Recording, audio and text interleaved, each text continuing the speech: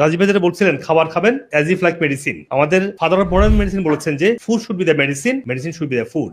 এটা তো আপনি একমাত্র না, আপনি সবকিছু করবেন, কফি নেমা, আপনার ফাস্টিং, আর্থিং। আর্থিং মানে কি? খালি পায়ে হাঁটা, খালি পায়ে একটা সময় ঘাসের উপর হাঁটা, শরীরটা কি হয়, আমাদের সার্কেডিয়ান রিদমটা রিসেট হয় প্রতিদিন। আমাদের ব্যায়াম করা, ইয়োগা করা, আমাদের মেডিটেশন করা, এরপর খাওয়াটা ঠিক করা, এরপর নিউট্রিশনাল হিলিং করা, এরপর ওজন থেরাপি দেওয়া, আকুপাংশা দিয়ে বডিকে সার্কুলেট করা। আপনি খেয়াল করছেন?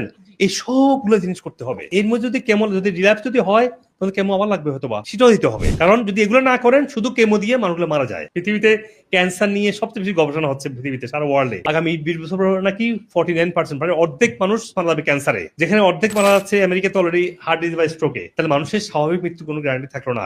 আর আমি যে বলছি যে ডায়েট কি, সেটা আমার বিভিন্ন বড় আছে। ক্যান্সার ডায়েট কি হবে? ক্যান্সার ডায়েট হচ্ছে কার্বোহাইড্রেটের মতো। ক্যান্সার ডায়েট হচ্ছে less protein, less animal protein. Cancer diet হচ্ছে ডাল জাতীয় খাবারগুলো খেতে পারে না, এগুলো ক্যাসিন আছে। তাহলে কি ক্যান্সার ডায়েটটা কি? ক্যান্সার ডায়েট হচ্ছে যে প্ল্যান্ট বেসড, রান্না করা সবজি, সালাদ এবং ভেজিটেবল জুস, এবং ফিশ খেতে পারে, সাগরের মাছ, আর হতে পারে কিনোয়া, বাকহুইট। এগুলো হচ্ছে পুষ্টিকর, এগুলো হচ্ছে পুষ্টিকর। এগুলোর মধ্যে প্রচুর ফাইবার, গ্রেইন আছে। এই কার্বোহাইড্রেট খাবে একটু একটু। আর খাবে হচ্ছে যে মেডিসিনাল যে প্রপার্টি আছে যেগুলো, যেমন গ্যাভিওলা টি, গ্রিন টি, নারিকেল তেল, ইসুবুলের বসি, টু ক্লিন দ্য গাট। এই পুরো অ্যাপ্রোচের মাধ্যমে ক্যান্সার ভালো হওয়া যায়। এই গুরুত্বপূর্ণ ভিডিওটি আপনারা শেয়ার করবেন, যাতে করে আপনার আত্মীয় স্বজন এবং পরিচিতজন উপকৃত হতে পারে।